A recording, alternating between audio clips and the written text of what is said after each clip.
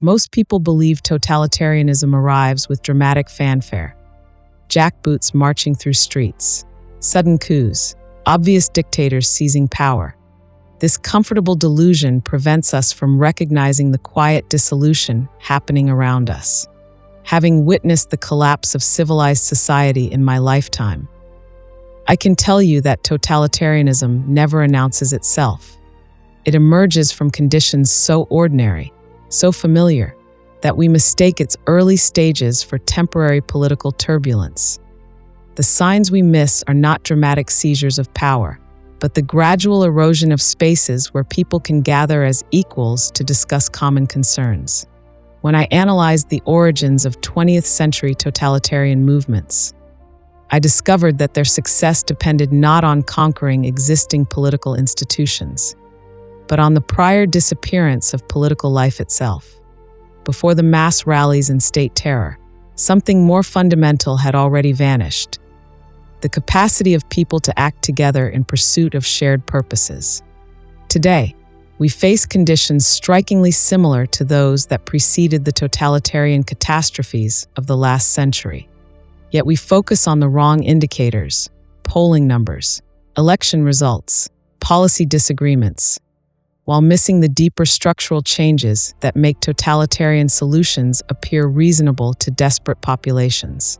The question is not whether authoritarians might win elections, but whether we still possess the political conditions necessary to prevent their rise in the first place. Chapter 1: When Society Atomizes. The disappearance of classes and communities. Totalitarianism becomes possible only when traditional social structures collapse, leaving masses of isolated individuals with no meaningful connections to stable communities or shared interests.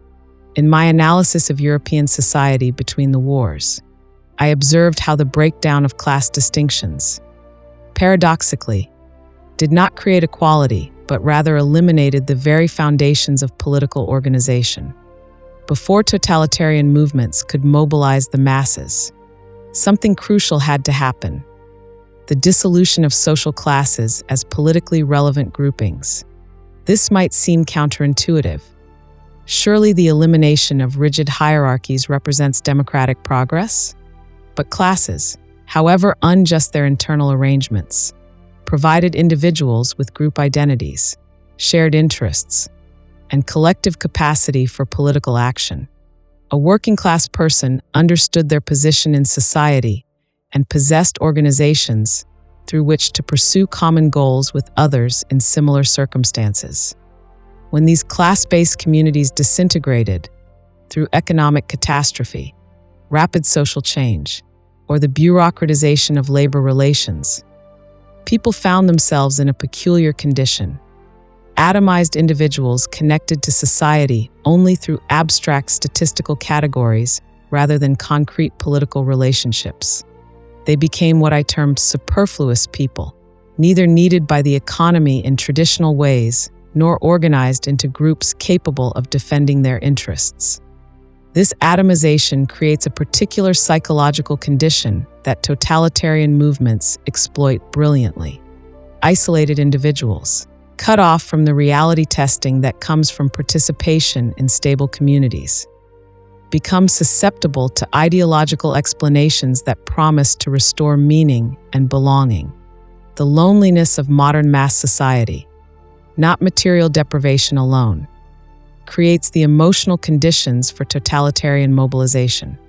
In our current moment, observe how traditional social institutions continue their dissolution. Labor unions represent ever smaller percentages of workers. Religious congregations fragment or empty. Neighborhood associations disappear. Political parties become marketing operations rather than membership organizations. Social media connections replace face-to-face community engagement. Each of these changes, individually defensible or even progressive, contributes to the broader atomization that leaves individuals vulnerable to totalitarian appeals. The danger lies not in the existence of discontented groups. Democracy thrives on organized disagreement, but in the proliferation of disconnected individuals who experience their discontent as private frustration rather than shared political problems amenable to collective action. When people can no longer imagine themselves as members of groups capable of effective political action, they become available for mobilization by movements that promise to restore their significance through identification with something larger than themselves: the race, the nation, the party, the leader. Chapter 2: The Collapse of Truth and Common Reality. Totalitarian movements require more than social atomization. They need the destruction of a shared factual world that enables people to communicate across their differences. Before they can impose their own version of reality, they must first convince people that no reliable reality exists at all. This assault on factual truth represents one of totalitarianism's most distinctive and dangerous characteristics. In my observations of Nazi and Stalinist propaganda, I noticed something peculiar. These movements did not primarily seek to convince people of particular lies, but rather to destroy the very capacity to distinguish between truth and falsehood. They achieved this through the constant repetition of contradictory statements, the systematic blurring of fact and opinion, and the reduction of all claims about reality to mere expressions of political preference or group loyalty.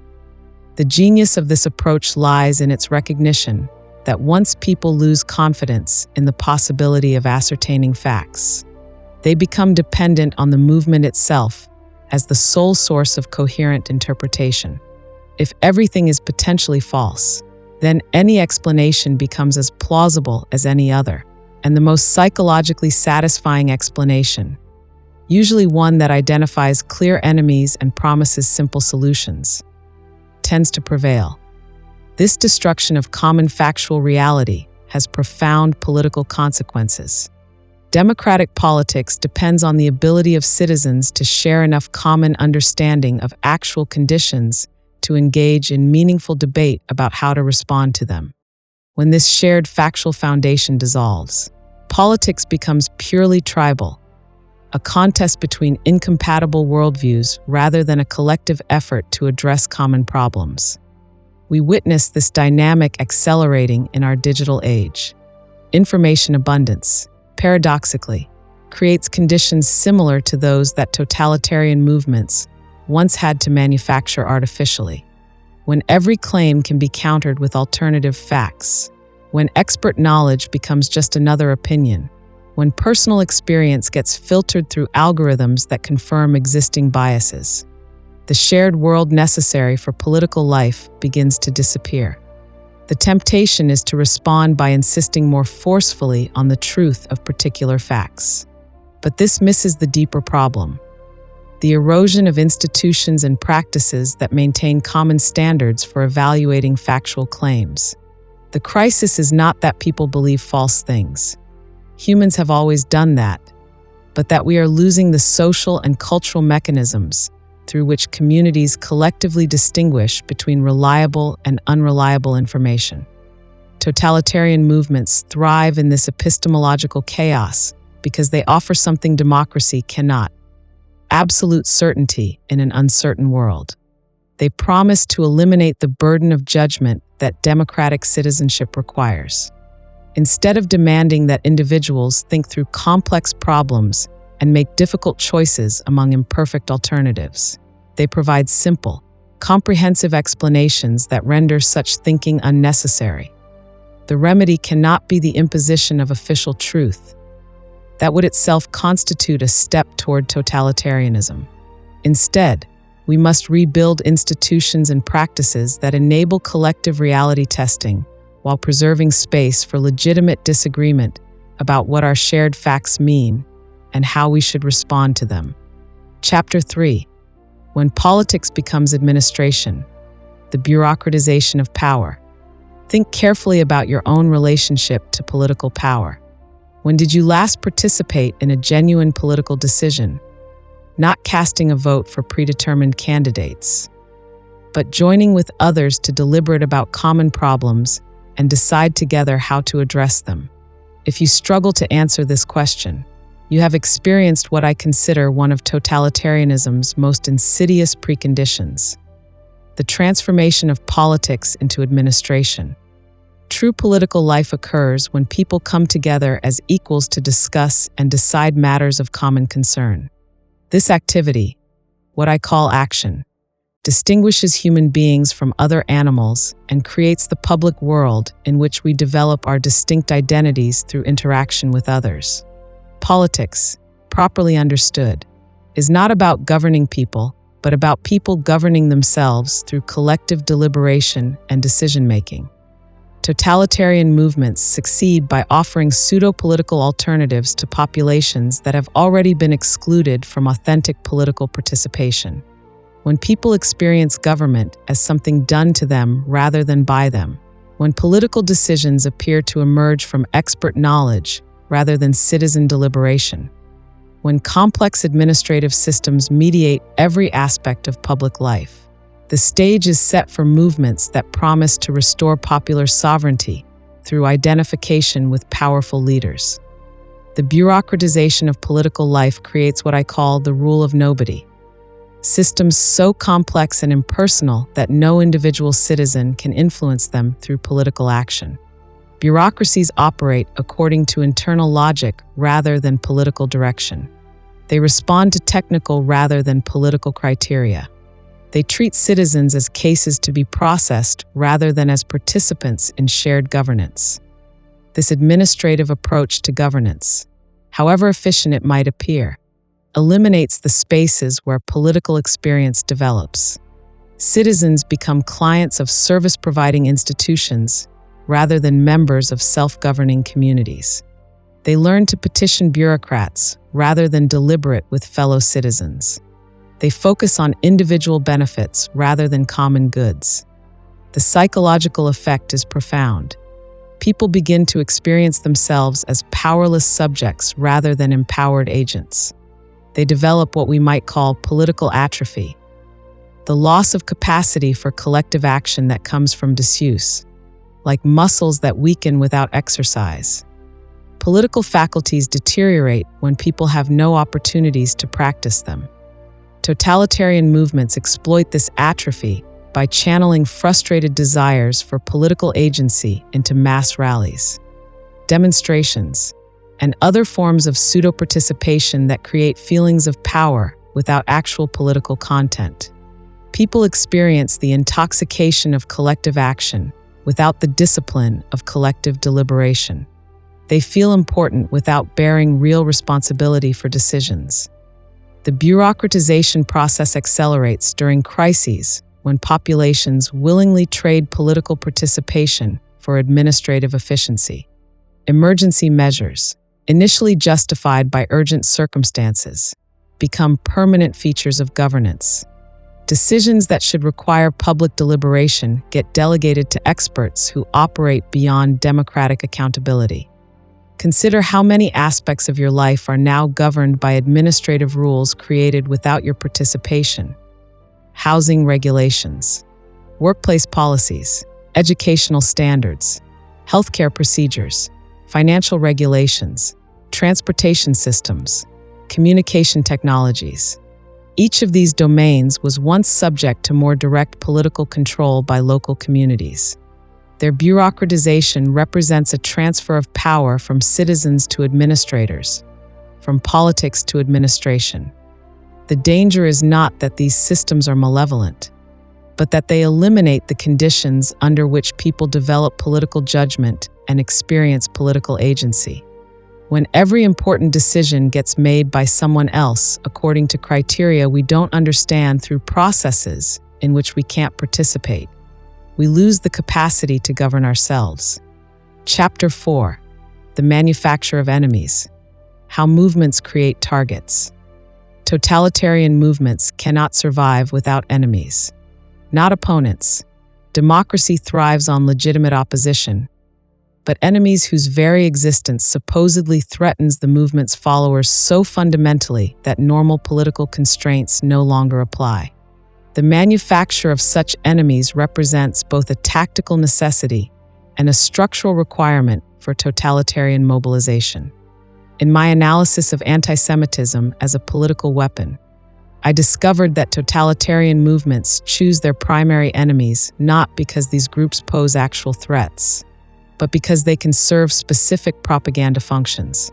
Jews in Europe, like other minority populations targeted by totalitarian movements, were selected precisely because they were relatively powerless and therefore safe to attack, while simultaneously being portrayed as omnipotent puppet masters controlling world events.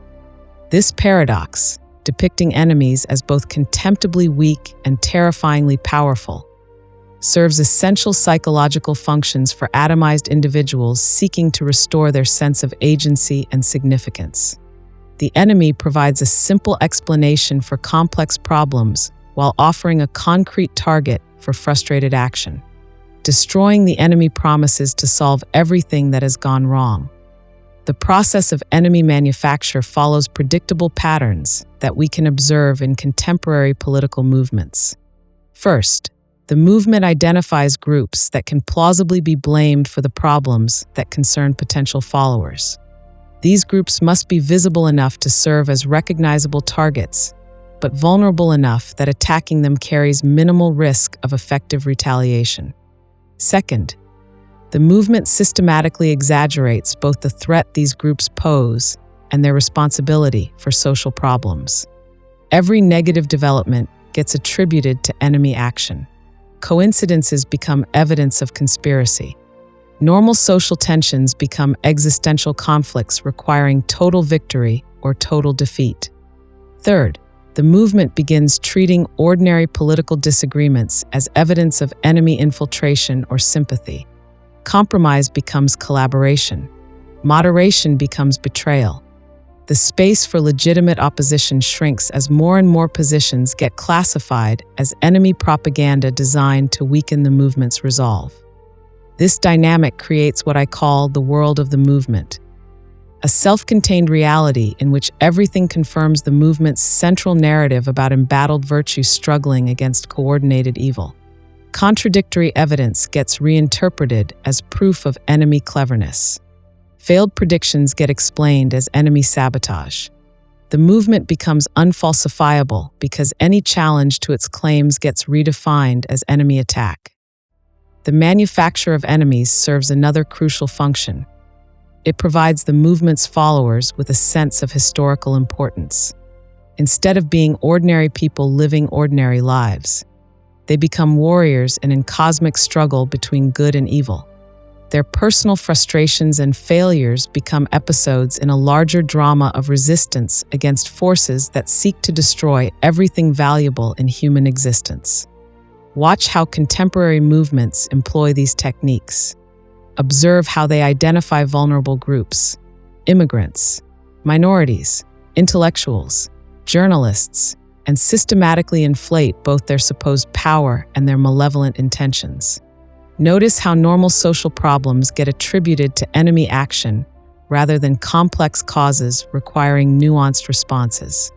Pay attention to how critics of the movement get redefined as enemy agents rather than fellow citizens with legitimate concerns. The psychological appeal is obvious. Enemy-centered thinking relieves individuals of the burden of complex analysis and difficult choices. Instead of wrestling with complicated policy trade-offs, citizens can simply identify and oppose enemies. Instead of acknowledging their own contributions to social problems, they can blame external forces. Instead of accepting the limitations of political action in democratic societies, they can imagine total solutions achieved through enemy elimination. But this apparent simplification comes at enormous cost: the destruction of political life itself. When politics becomes warfare against enemies rather than deliberation among citizens, the conditions for democratic governance disappear. Opposition gets criminalized. Compromise becomes impossible. The shared world that enables diverse people to live together despite their differences gets replaced by the movement's closed universe of absolute truth and absolute loyalty. Chapter 5: The Seduction of Ideology. When Thinking Stops. Have you noticed how difficult it has become to think through political problems without immediately reaching for ready-made explanations? This represents one of totalitarianism's most subtle and dangerous achievements: the replacement of thinking with ideology. Most people assume that ideologies are simply sets of political beliefs, but I discovered something more troubling. Ideologies function as substitutes for thought itself. Thinking, as I understand it, is the activity by which we examine our experiences, question our assumptions, and explore the implications of our beliefs. It requires what I call thinking without banisters, the willingness to abandon familiar concepts when they no longer illuminate our circumstances. Thinking is inherently unsettling because it reveals the contingency of arrangements we took for granted and the complexity of problems we thought we understood. Ideologies eliminate this discomfort by providing comprehensive explanations that make everything appear logical and inevitable. They offer what I call logicality, reasoning that proceeds from initial premises through rigorous deduction to predetermined conclusions. Once you accept the ideological premise, everything else follows with mathematical certainty. The burden of judgment disappears because the ideology tells you what to think about every situation. The appeal is enormous, particularly for people experiencing the confusion and uncertainty that characterize modern life. Instead of confronting the plurality of human experiences and the unpredictability of human action, ideology promises to reveal the single key that unlocks all mysteries. History becomes the unfolding of natural laws. Politics becomes applied science. Complex human situations become simple technical problems requiring expert solutions. Totalitarian movements perfect this ideological seduction by presenting themselves as discoveries of scientific truth rather than political choices. They claim to have uncovered the laws of historical development, racial biology, economic evolution, or civilizational conflict that explain everything that has happened and predict everything that will happen. Opposition to the movement becomes opposition to reality itself. This pseudoscientific character of totalitarian ideology serves a crucial psychological function. It eliminates moral responsibility. If historical forces or biological laws determine human behavior, then individuals cannot be held accountable for their actions. They become instruments of larger purposes rather than agents capable of choice. The most horrific crimes become expressions of historical necessity rather than moral failures. Watch how contemporary ideological movements employ similar strategies. They present complex social phenomena, immigration, economic inequality, cultural change, technological disruption, as symptoms of simple underlying causes that their ideology has uniquely identified. They promise that once these root causes are addressed through the movement's program, all derivative problems will disappear automatically. The ideological mindset produces a characteristic attitude toward evidence. Everything that supports the ideology gets treated as confirmation, while everything that contradicts it gets dismissed as irrelevant, misleading, or malevolent. This creates what I call the ideal condition for totalitarian thinking, a closed system that generates its own confirmation and renders criticism impossible. But ideology does something even more insidious. It destroys the faculty of judgment that enables individuals to navigate novel situations that no ideology anticipated. When people become accustomed to having their thinking done for them by ideological systems, they lose the capacity to think for themselves when those systems prove inadequate to new circumstances. The remedy is not better ideology, but renewed commitment to thinking as an ongoing activity rather than a means to predetermined ends. This requires what I call the courage to think, the willingness to examine our own beliefs, question popular assumptions, and explore uncomfortable possibilities. It means treating political problems as genuinely complex rather than expressions of simple causes requiring simple solutions. Thinking, unlike ideology, offers no guarantees and promises no final answers. It requires us to live with uncertainty while remaining committed to the ongoing effort to understand our world and our place in it. This is why thinking and totalitarianism are fundamentally incompatible. Totalitarian movements require the cessation of thinking, while political life requires its constant renewal. Chapter 6: The Collapse of Legal and Moral Boundaries. The most shocking discovery from my observations of totalitarian regimes was not their cruelty. History offers countless examples of brutal governance, but their systematic destruction of the legal and moral categories that make human judgment possible. Before totalitarian movements can implement their programs fully, they must eliminate the standards by which people evaluate right and wrong, legal and illegal, normal and abnormal behavior. This process begins not with dramatic violations of established law, but with the gradual erosion of respect for legal consistency and moral reasoning. Laws become instruments of political convenience rather than expressions of enduring principles. Legal precedents get abandoned when they interfere with immediate objectives. Constitutional protections become obstacles to be circumvented rather than frameworks to be respected. The genius of this approach lies in its recognition that most people derive their moral and legal judgments from social consensus rather than independent reasoning. When authorities begin treating law as malleable and morality as relative, ordinary citizens lose their capacity to maintain independent standards. They become dependent on the movement itself to define appropriate behavior in each new situation. I witnessed this dynamic during the Nazi regime, where the systematic violation of legal norms created what I called the banality of evil, the capacity of ordinary people to participate in unprecedented crimes without recognizing their moral significance. When legal and moral boundaries dissolve gradually rather than suddenly, people adapt their behavior incrementally without confronting the full implications of what they are accepting. The process typically follows this pattern. First, the movement argues that exceptional circumstances require temporary suspension of normal legal and moral constraints. Emergency powers get invoked to address urgent threats. Constitutional protections get waived to prevent greater dangers. The rule of law becomes subordinated to what the movement defines as higher purposes: national security, racial purity, historical progress, civilizational survival.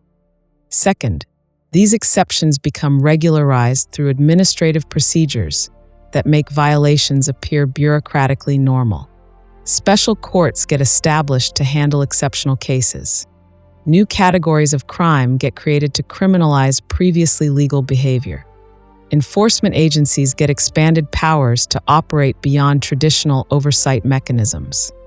Third, the movement begins redefining moral and legal categories themselves.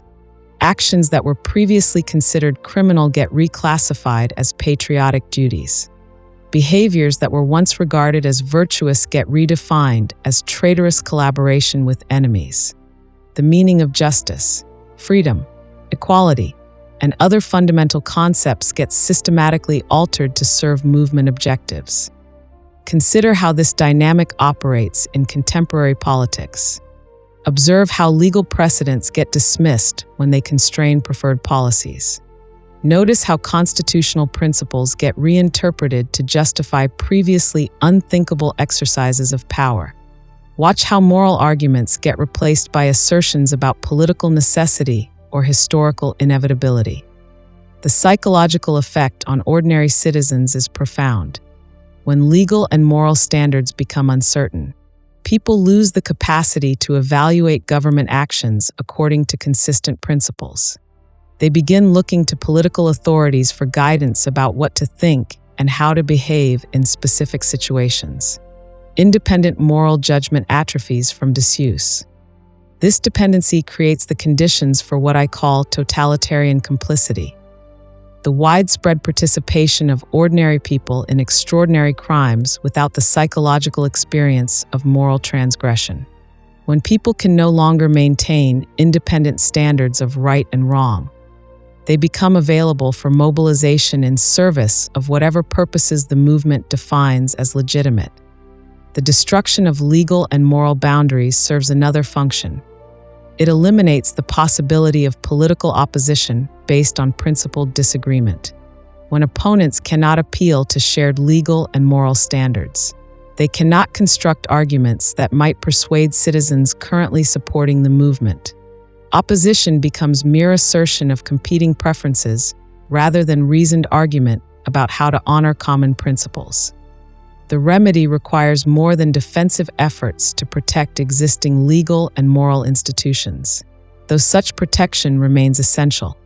We must also cultivate the individual capacity for moral and legal judgment that enables citizens to maintain independent standards even when social consensus collapses. This means education that develops reasoning abilities rather than just conveying information, and political practices that encourage individual responsibility rather than just collective identification. Chapter 7: Recognition and Resistance. Preserving Political Life.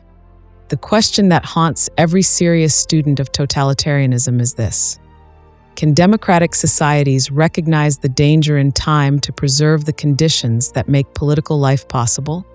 My analysis suggests that the answer depends on our willingness to acknowledge how much damage has already been done to the foundations of democratic governance, and our capacity to rebuild those foundations before they collapse entirely. Recognition requires abandoning the comfortable assumption that totalitarianism announces itself through dramatic seizures of power or obvious violations of democratic norms.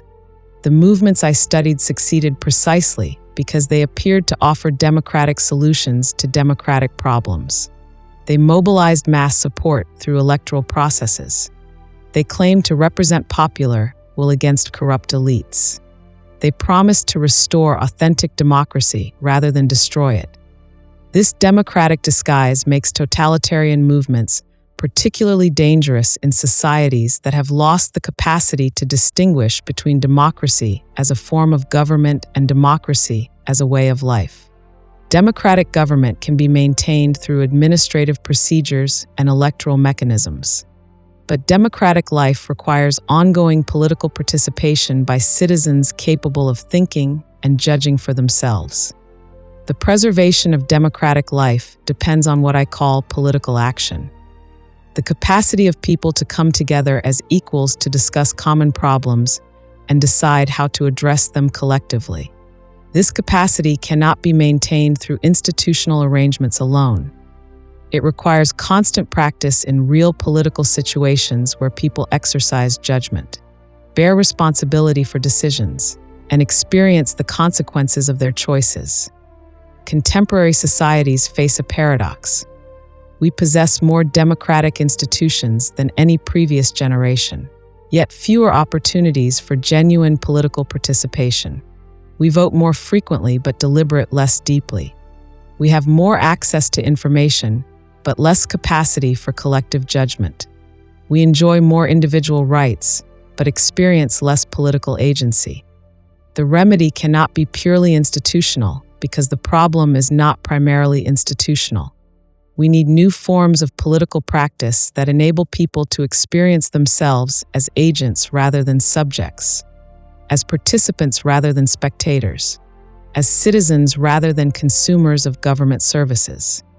This requires what I call spaces of appearance, public realms where people can reveal their distinct identities through interaction with others and discover their collective capacity to address shared problems. Such spaces cannot be created by government decree or professional organization. They emerge when people take initiative to address common concerns through their own efforts. Resistance to totalitarian tendencies must begin with the recognition that we ourselves have become part of the problem. We have accepted the atomization of social life, the bureaucratization of political processes, the destruction of common factual reality, and the replacement of thinking with ideology. We have accommodated ourselves to conditions that make totalitarian solutions appear reasonable. But human beings possess what I call natality. the capacity to begin something new that interrupts the automatic unfolding of historical processes.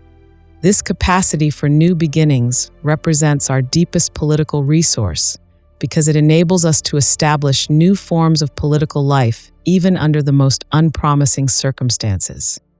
The exercise of natality requires courage, not the military courage that faces physical danger, but the political courage that takes initiative in uncertain circumstances and bears responsibility for unpredictable consequences. It means acting without guarantees, thinking without predetermined answers, and judging without infallible authorities. Such action becomes possible when people recognize that preserving political life is more important than achieving particular policy objectives or supporting particular political leaders. It requires the kind of thinking that examines our own assumptions rather than just criticizing our opponents, and the kind of judgment that evaluates actions according to their effects on our common world rather than just their benefits to our particular groups. The stakes could not be higher. Totalitarian movements succeed by convincing people that political life itself is impossible, that complex problems require expert management rather than citizen deliberation, that diverse populations cannot live together without authoritarian control, that freedom and plurality represent luxuries we cannot afford in dangerous times. Our response must demonstrate the opposite, that political life remains both possible and necessary, that ordinary people can address extraordinary challenges through collective action, and that the preservation of our common world depends on our willingness to act together despite our differences, rather than seeking unity through the elimination of plurality. Conclusion: the signs of totalitarianism's approach are not written in dramatic headlines, but inscribed in the quiet dissolution of political life around us. We have traced the path from social atomization through the destruction of common reality, the bureaucratization of power, the manufacture of enemies, the seduction of ideology, and the collapse of moral boundaries. Each step appears reasonable in isolation. Together, they create conditions that make totalitarian solutions seem both inevitable and desirable. But inevitability represents totalitarianism's greatest lie. Human beings possess the capacity to interrupt historical processes through political action, the ability to come together and begin something new. This capacity, which I call natality, represents our deepest resource for preserving democratic life against totalitarian encroachment. The preservation of political life requires more than defending existing institutions. It demands the creation of new spaces where people can experience themselves as political agents rather than helpless subjects. It means choosing the uncertainty of democratic deliberation over the false certainty of ideological solutions. It means accepting responsibility for our common world rather than delegating that responsibility to leaders who promise to solve our problems for us. The choice before us is not between perfect democracy and imperfect alternatives, but between political life and its absence. Totalitarian movements offer escape from the burdens of citizenship. Democratic resistance requires embracing those burdens as the price of human freedom. The question is not whether we will face difficulties, but whether we will face them together as thinking, judging, acting human beings, or separately as isolated individuals available for mobilization by movements that promise certainty in exchange for thoughtlessness.